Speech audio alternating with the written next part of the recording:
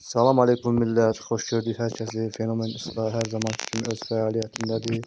Bilirsiniz ki, biz çox vaxt idman, məşq videoları atırıq, amma bizim əsas işimiz ustalıqdır. İdman sadəcə bir challenge'dır.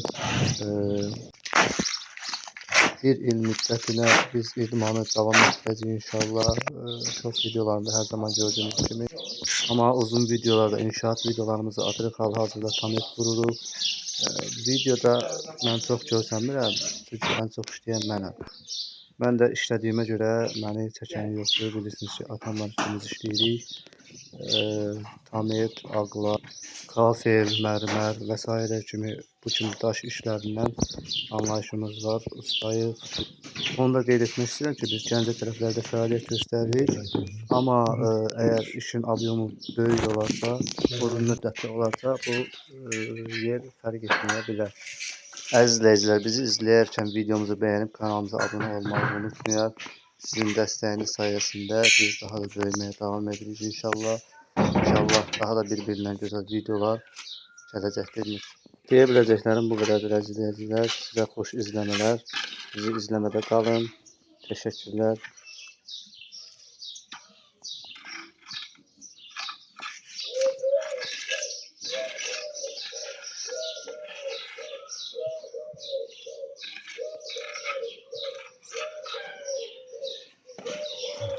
Есть море.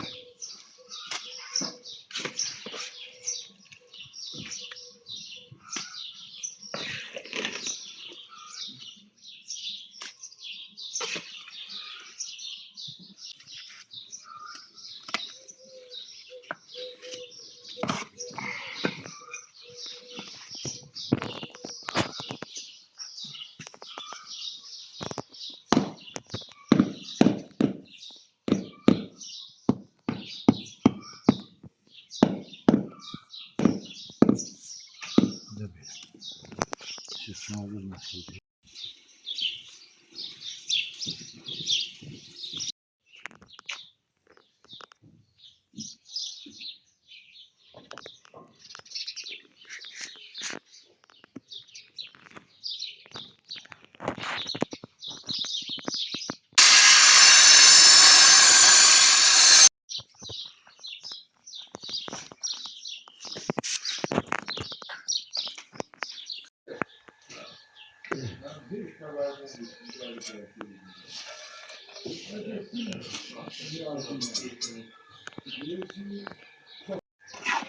Kabelçi bir şey değil abi nasıl?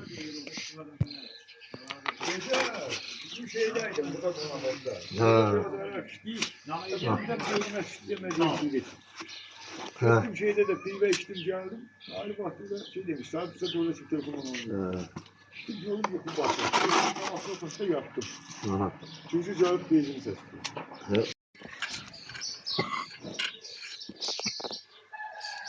No.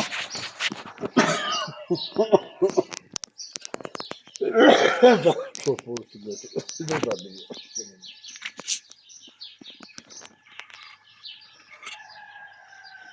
Öyle değil mi 90 dereceler?